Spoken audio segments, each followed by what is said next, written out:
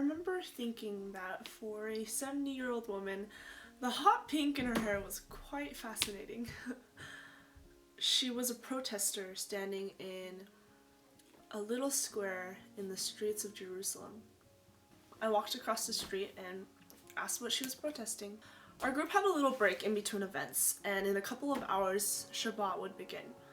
I was drawn to a little group outside the hotel, and after peering through the windows with my curiosity mounting by the minute, I decided to go talk to them. I introduced myself to the closest protester. We talked momentarily about the cause that she believed she was fighting for, and since I was new to understanding the conflict, I wanted to hear the reasons why an Israeli woman would be protesting government occupation in Palestine.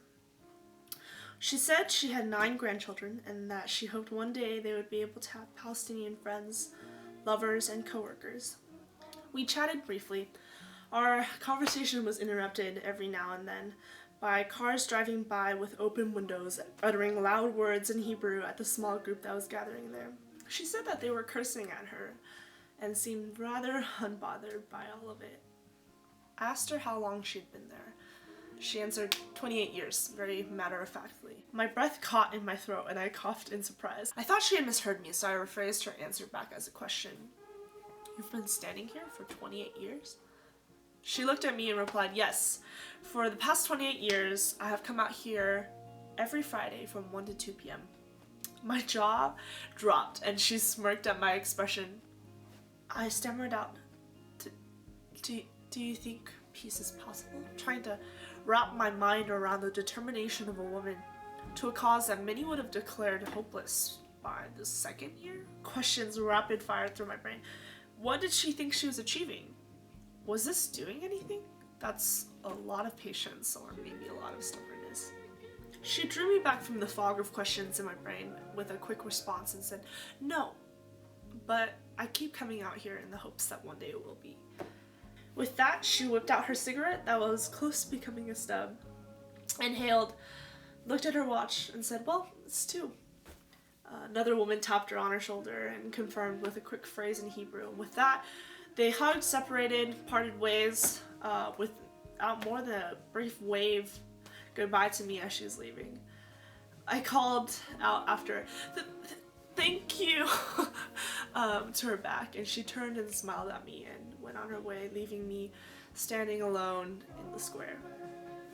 Later that night, I collapsed into the chair of a nice, warm Jewish family who had managed to cram all 38 students into their little home for the Shabbat of a lifetime.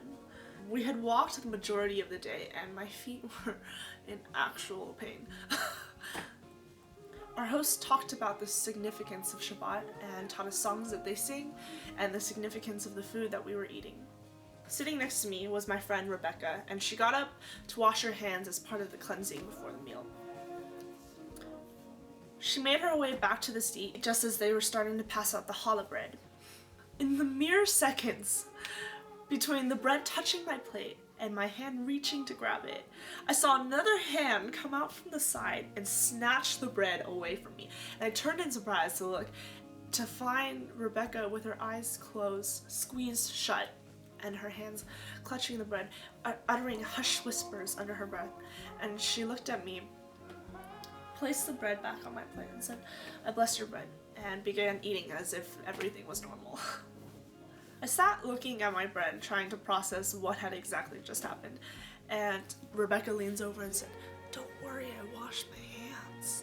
She looks at me oddly, like wondering why I haven't started to eat my bread yet. She said, are you gonna eat that? Because if not, I blinked and said, yeah, I'm starving, don't even think about it. And the rest of the events of that night proceeded from there. Afterwards, I was still thinking about that moment and realized that I felt really moved by her actions. It was hard to explain or understand, but I felt like for a brief moment I was able to understand how relationships between 2 different individuals was possible. I've been mulling over how 2 different individuals with fundamental beliefs that were in contradiction to each other are able to coexist and live in peace. See, it pained me to see a land so beautiful that didn't know peace. And I felt like I was beginning to understand that the larger issues between Israel and Palestine are not as clear-cut or as simple as they may seem, and I was having a hard time figuring out which side was the right side, or where did I fit in all of this. Was I an active participant? Was I just an observer? It felt like a reflex. It took her all of 2 seconds to reach over into uncharted territory and make sure that my bread was blessed. And couldn't care less if I thought she was crazy. She didn't even have time to think about the fact that she was Jewish and I was Christian. It wasn't for show. It felt like a spontaneous expression of love and care in a very simple and human way. I think that one of the reasons why I've been so deeply impacted by these two moments is that I saw how people choose to live together. That a woman would stand through 28 years of pain and frustration and conflict and emerge on the other side still filled with hope for peace. That despite our labels of education and faith and outward appearances or political beliefs, that we really aren't as different as we seem. We fight for causes that we believe in passionately, and we all express our care in little acts like blessing someone's bread, even if they don't believe the same things that you do.